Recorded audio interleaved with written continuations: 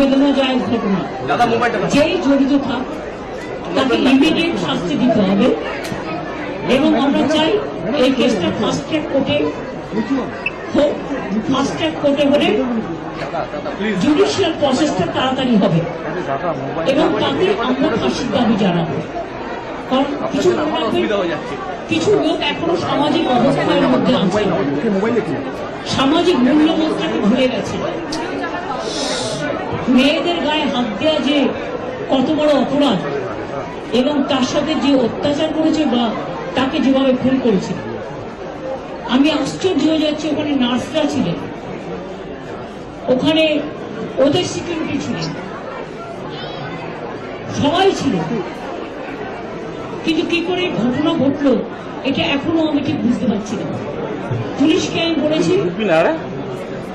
বাবা মাও যেটা আমাকে বলেছেন যে ওদের ভেতরেই কেউ আছে, যদি ভেতরে কেউ থাকে, কারো প্রতি সন্দেহ হয়, যারা ছিল, যারা ওর বন্ধু বান্ধব, তাদেরকে সবাইকে ডেকে কথা বলবে এবং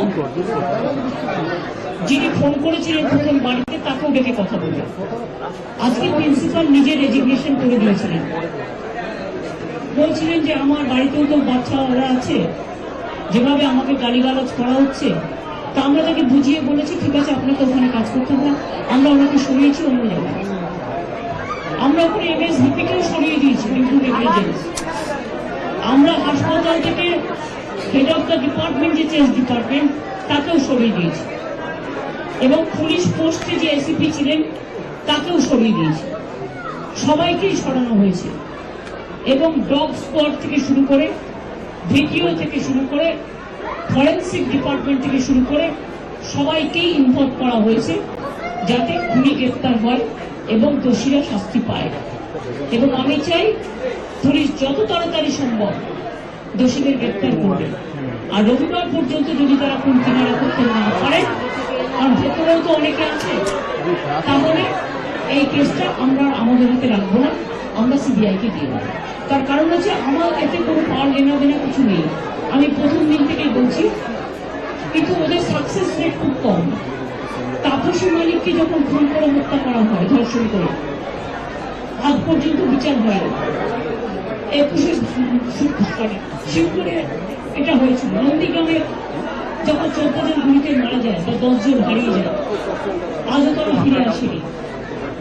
এই কেসগুলো সিবিআই হাতে ছিল, রিজার্ভের কেসও ছিল, একটা কেসেরও বিচার হয়নি। এমনকি রবীন্দ্রনাথ ঠাকুরের নোবেল প্রাইজ চুরি হয়েছিল, সেই কেসটাও ছিল, মানুষ কোনো বিচার পায়নি। কিন্তু তবু মানুষের স্যাটিসফ্যাকশনের জন্য যদি কেউ ভাবতে পারে যে পুলিশ ঠিক মতো করতে পারছে না, যদিও Calcutta police is the best police in the world, তাদের তদন্তের যে সিস্টেমটা এবং সবচেয়ে ভালো অফিসারকে লাগানো হয়েছে সমস্ত কিছু দিয়ে। আমরা রোববার পর্যন্ত সবাইকে ডাকবো, আমাদের পুলিশ ডাকবে, এটা বিলিপ বলবো, আমি বিলিপকে বলতে